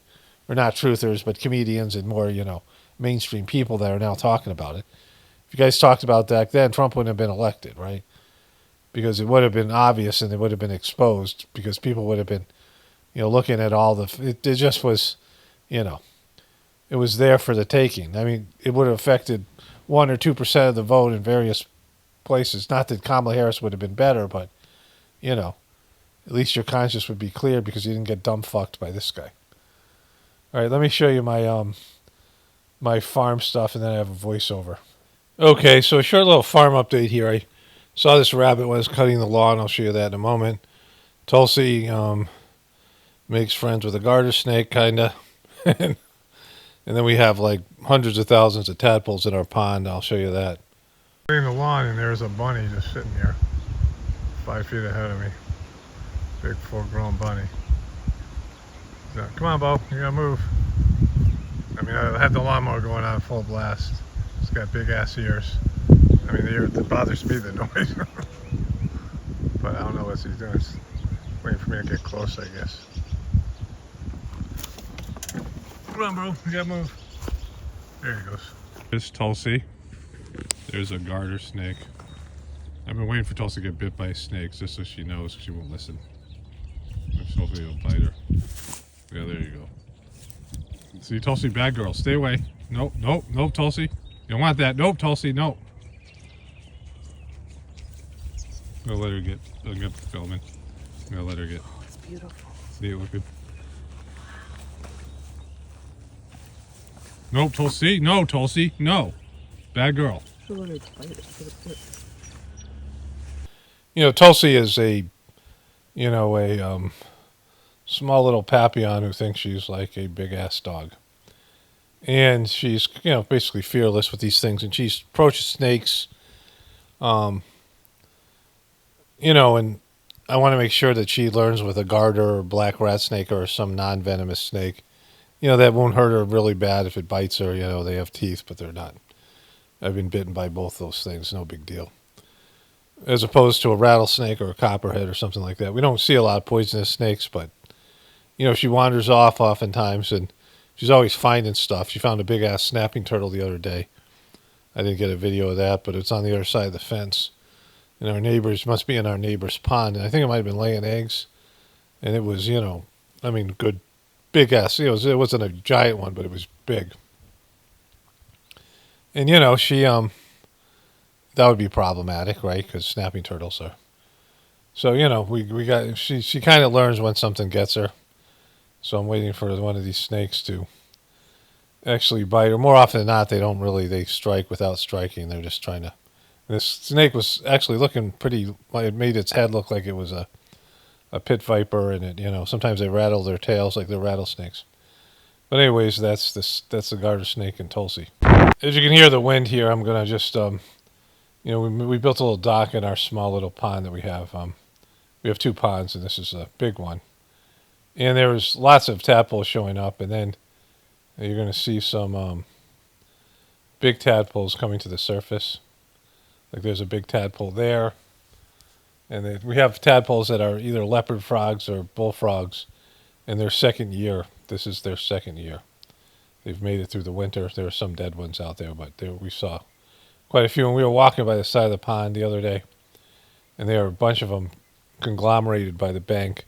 And as we walked, they started to swim away from us, and there must have been 20 of those just there. So we have some hundreds, if not thousands, of those big tadpoles. So this is just some of our many tadpoles. We've got probably like 10,000 of these around the whole pond. They're everywhere. Some more. This grasses. Some down here. They just all seem to be marching in a line, all swimming in the same direction. Swim back around. Maybe they're swimming around the pond that way. We walk around the pond, they're everywhere. There's even some even more dense than this, like this crazy amounts. Some more here. Here's some more denser ones. Tulsi's probably stepping on a few. You know, just look at this line of them here. Just so many of these guys swimming around the pond, all heading the same direction. Right around the weeds. We saw some fish over there trying to get it with little fish. Here in the shallows, there's so many of them. You pull out, and look at how dense they are here. Look at how dense that is. It's crazy. This is like a shallow end of the pond. There's all these ones up on these. They're everywhere. Just crazy amounts. I have another video. Hopefully I can find that video. Big ones here. So yeah, they just started to grow more and more as the days went on. And I think I have another video where they're even more dense, like just crazy. Like we're talking about maybe even like 1 million, like hundreds of thousands. You know, if you just scoop them up, there'd be hundreds. You know, in your hand, just like whatever jar or whatever net you use. So then they're even in the middle of the pond. I don't have any video of that, but our fish are coming up and eating them. And they're more in the middle, you know, away from the banks. Right here at the beginning of where the pond ends, coming in. That's Tulsi squishing them. And then they're all the way up here. There's just so many of them. It's just crazy. All swimming out. The other end, as we get into this, is we're turning the corner. These guys are swimming from this way down that way. Then I guess they turn and swim up the other way. It is just crazy here. I mean, we've got like maybe, I don't know how many thousands are here. There's just so dense with them. Yeah, Tulsi's in the water there, buddies. Listen, there's so many tadpoles. Crazy amount today. Even more than before. These guys are teaming up here. So many of them right here. Just dense with it. I mean, I can put my hand in there to scoop up hundreds of them. Look at that. Amount of tadpoles. Crazy. Oh, here's a corner of the pond. Plus, I think I see stuff. How many she just killed. I mean, there's just so many. It's just crazy. There's tens of thousands, I think, in here. Just everywhere, up and down. I mean, just.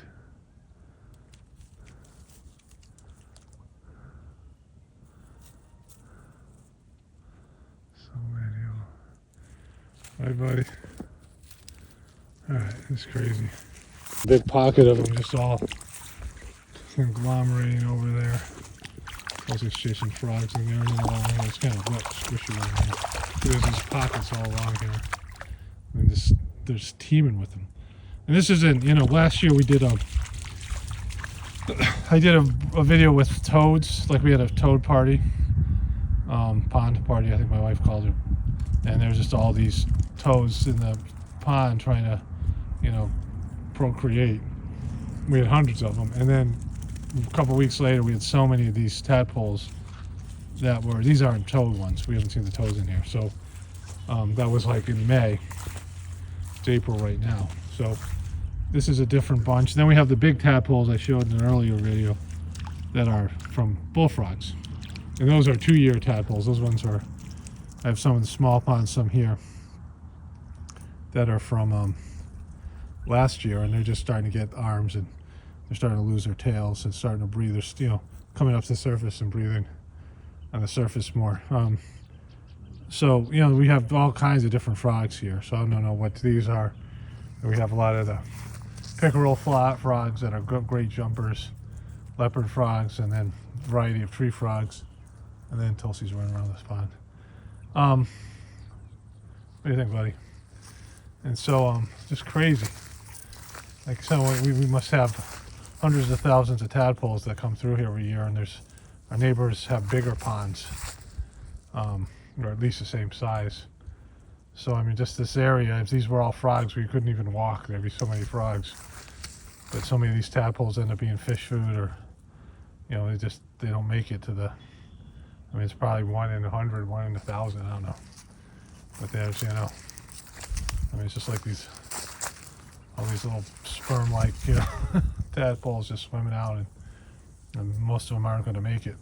So this is the biggest morel we got this year. It's probably the last one we got. We've gotten, since my last video, we've gotten probably twice as much. We've been finding them everywhere. This is in our new pasture area. So I don't know how many we've missed of these over the years. It's a really beautiful one. We had a freeze last night, but it seems to be in good shape. We had some, it got really cold, but I mean, it's just huge. You can see, but I got big hands. It's just like bigger than Tulsi, perspective wise. So we found 2 more. My wife found this one, and then we both saw this one growing under a board. It's kind of messed up. And then this big giant one. This is the biggest one we've ever found here. I mean, that thing's 5-6 inches, and it's just,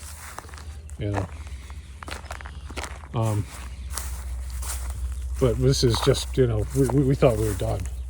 Got cold, and we thought we might get a second go, or third or fourth go. This is, and we found over some in the woods where I made the lights. If you guys watch my videos, I've had this, I put these lights, little tea lights in there. We used to find them there. We haven't found them in a while. And we found ones that have been eaten.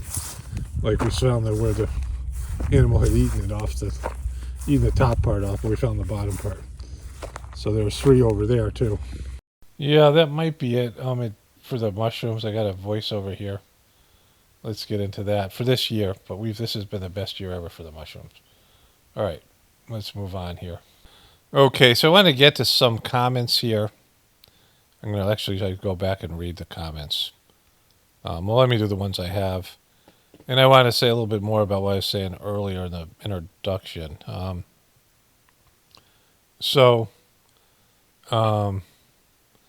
Someone wrote, I heard another YouTuber literally say Instagool. That's such a unique word, it had to be copied.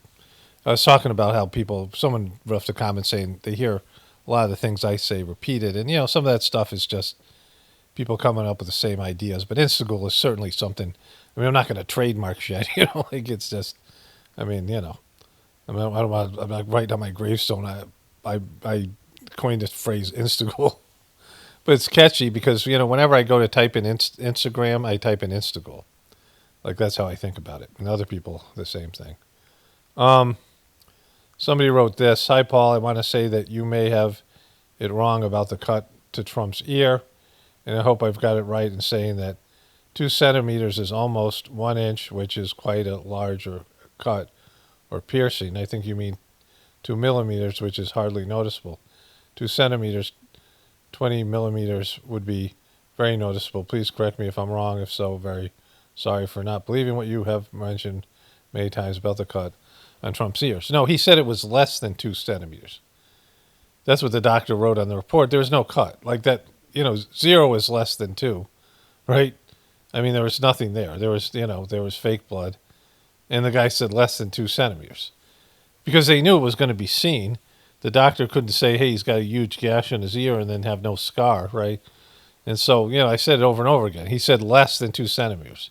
Well, what does that mean, right? It was less than the Grand Canyon. It's smaller than the Grand Canyon, right? It's smaller than a whale. Smaller than a football field. It's less than a football field. Yeah, well, how big is it? Well, it's less than a football field. So, you can make it sound like it's 2 centimeters, but there was no cut there. There was nothing. We saw it. There's no scar, right? It's just silly. So then somebody wrote here, hey, Paul, heard you read my comment. My name is Damian Paul, to clear it up. And, oh, shit, my dad left my mom for a crazy blonde. Also, have a blessed day. So I read that comment, and the person said, Paul, Damian Paul here. And so I didn't know because my name's Paul Damian. And, I don't know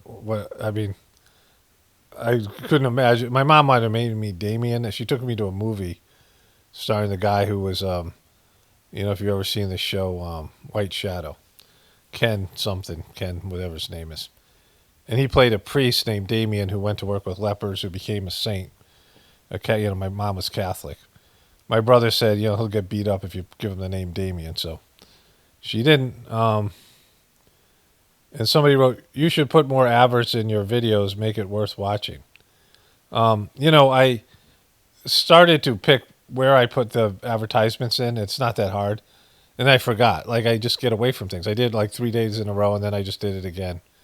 But other than that, I don't have control over it. I mean, I do when I remember. And it's easy. I like doing it because I can put it between sections. Like, I keep my video saved, the one I've rendered, and I keep it saved in Premiere Pro, and I go through it, and I can see the breaks, and it gives a time, and I just punch the time, and it's fairly easy. So that's why you see some videos with, I'm only putting like 3 or 4 in the middle, depending how long it is, instead of the ones where they're just randomly putting them in.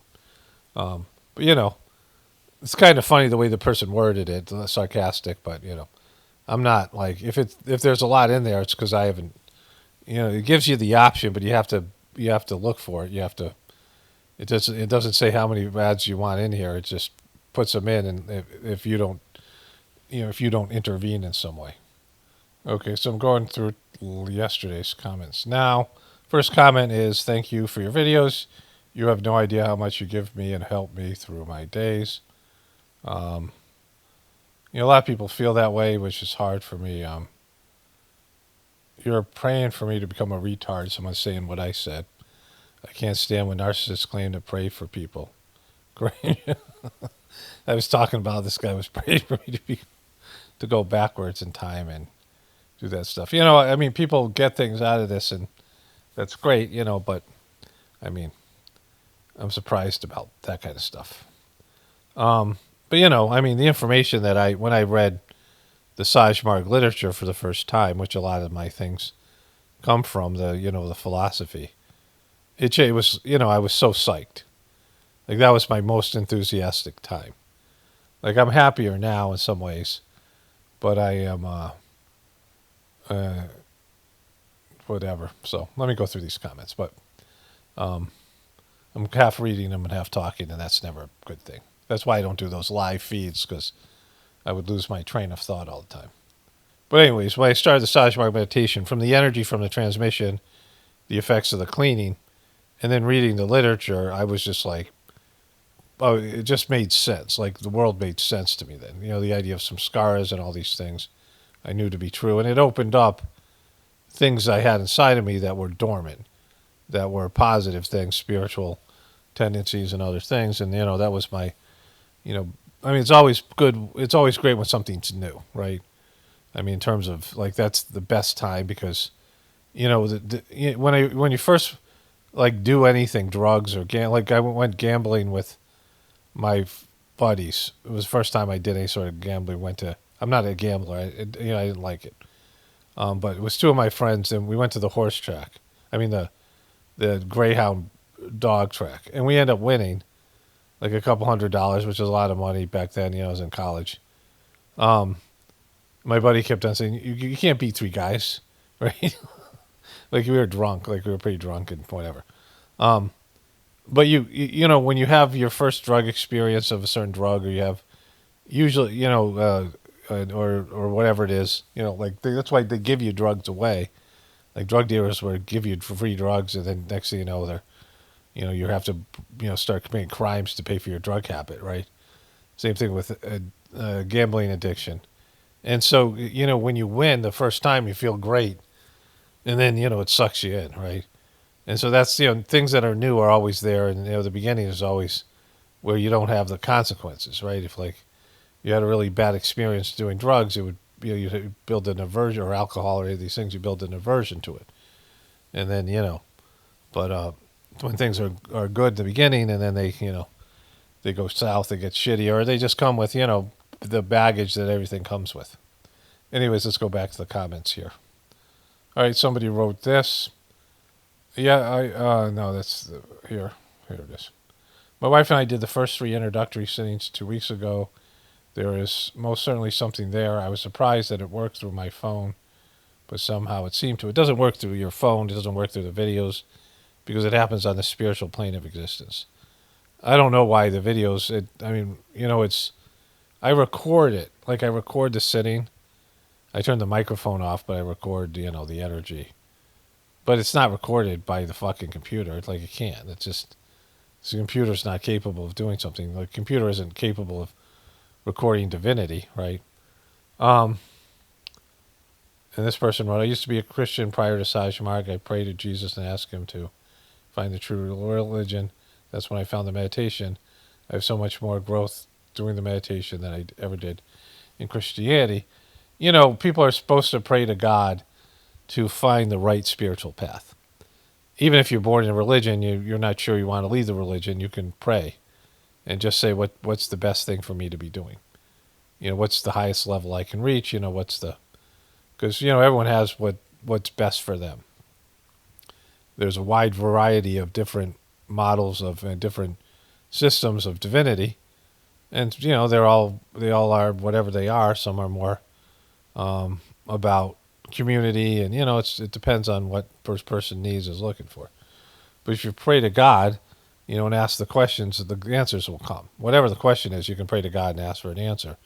You also have to ask for the ability to receive the answer. This comment had popped up on my phone when it came in, so I thought it'd be a good one to read. I consider myself a Christian. I love your channel. I studied Hinduism for 40 years ago. Learned meditation, helped my sanity at the time. I will be eternally grateful to my teacher. At that time, I struggled reading the Old Testament and get what you're saying about the New Testament. God bless you, sir, and fuck the haters. Well, like I always say, that there's followers of Christ, and then there's Christians, like people who follow the religion. And the religion is not the same thing, right? The religion, and they can't be. Like, there couldn't be that many different versions of it. Someone wrote me a long comment about how the modern day Catholic Church broke free from the original Catholic Church. There is no church, right? Like, there's the essence of the person. And this is something that, I can speak to because I met Master Chargy and I saw the fall of Dodgy, right? But it's being around somebody who's a higher developed soul. Like, that's the most important thing. It's like you connect with somebody who can be your example, and you feel what it's like, their condition, their spiritual condition. Like, everybody radiates out energy. And you have people that you have connections from past lives that may be good person or bad person, but they feel familiar. Like, that's an example. Another way is like people who are just, angry all the time, hateful, and you're around them and you feel like shit. And people who are upbeat and, are positive and loving, and you're around them and you feel good. When you're around a higher developed spiritual soul, you can get pulled up to their level, right? They just improve. It's like a great basketball player, a great musician, or something like that, makes everybody better around them. People who are masters, who are, artists in their, whatever their chosen field. And so, that's the whole idea about being around somebody, because you can't replicate that. And that, I was lucky enough to have that. I mean, even in terms of a lot of the preceptors and people who do the meditation. I went and stayed at this guy's house, this old Indian guy, and him and his wife, they were just like, saints. They were just really spiritual people. And you wouldn't notice them otherwise. It was just that I saw them and I noticed them because I was staying at their house. I'm like, this guy's, amazing. Just simple, good, spiritual people. And so, once you've had that experience, and then when that person dies, it's how are you able to retain the essence? So, the Sajmark system, the first three masters all were transmitted, or the first master transmitted his own condition to the second master, and then to the third master, and the fourth master it didn't take. And so that's like, I don't know if that's going to fuck Sajmark forever. Like, I hope it doesn't. But, it's definitely, the energy's gone. It isn't the same as it was with, the ashrams and these things. But you can feel it in the Gratefulness Meditation channel. And I can, connect directly, which is still great, and I'm experiencing good things still. I mean, I've had some of my biggest developments since then. And I've had to work harder at it. But, like, once Jesus died, he didn't leave behind a representative, and the energy died with him. And then it's been a religion ever since, and it loses its essence. And the farther you get away from the person dying, the harder and harder it is to connect with the energy. Especially, I think Jesus has lived multiple lives since then. So he's incarnated more times since then. So he's, evolved into something else. And, that whole thing is, for him, is whatever. That's not something from the past, right? It's, he's grown and developed spiritually, and that whole movement is, he's probably still, got to, like, it gets bogged down in it because, people are holding him back, right? There's a line in the Sajmark system meditation: "We are yet but slaves of wishes, putting bar to your advancement." And Master Chargy came to America and said, "I am yet a slave to your wishes, putting bar to my advancement." Spiritual masters drag down because they're there to drag, to pull you up, right? And that's why there's many spiritual beings fall, because their followers fucking drag them down. Like, that's, it's so bad, it's so gross here, and people are just so needy, and they just wear on you. That's why, like, it's good to have boundaries, right? So there's that. So that's all the comments. So going back to what I was saying about, if you take one step towards God, God takes one step towards you. Of course, God's steps are bigger, that kind of thing. In the Sajmark system, if you just put out some effort, it's even was said by Babaji, it's more that people are cooperating, putting out effort. But the Sajmark system is called the natural path, and it's based in a natural system, but it's giving like over 1 million years of spirituality to people who don't deserve it.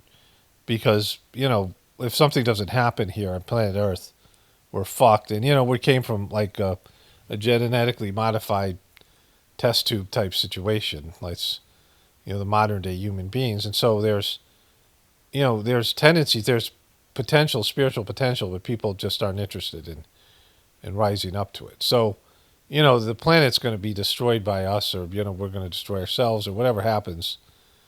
And again, like, time is cyclical, but an intervention was needed and necessary. So it was something that was given to people that they didn't deserve, but, just desperately, it needs to happen, right? It's not a matter of, well, hey, while these people are really working hard at becoming better people in spirituality, let's give them a boost. It's like, if we don't do something, these motherfuckers are going to, cause a crisis in the universe, right? They're going to start fucking things up. So, the Sajmark system came out of that, like a sort of a Hail Mary to pull people up. And so, what's given in the Sajmark system in terms of spiritual evolution is like almost obscene, and it's, in terms of just what I've experienced and my understanding of it, in terms of how much it's given for very little effort. But, it's not something people are interested in because it's not tangible. It's not going to look like a, accomplishment. It's not money. It's not, power. It's not position. It's not, even good health. It's not even, anything material. It's something that happens internally to somebody. And you experience whatever you experience with it, but you don't really fully understand what you're receiving until you die. So that's, and even then, so, and it's a sad state of affairs that that's the case. Like people, there's this wonderful opportunity, and people, even people who do it, like me and other people, we don't, we dabble, right? So, and it's been a kind of a disappointment, and that, what I was saying before, humanity should kind of realize we're fucked and we're doing things wrong, but people just don't have the capacity to do that, right? So anyways, I just thought I would add all that. Let me wrap this one up here. Only spirituality will save this world. It's Paul Romano, definitely pointing for the apocalypse and the ascension. Everyone have a blessed day and be grateful.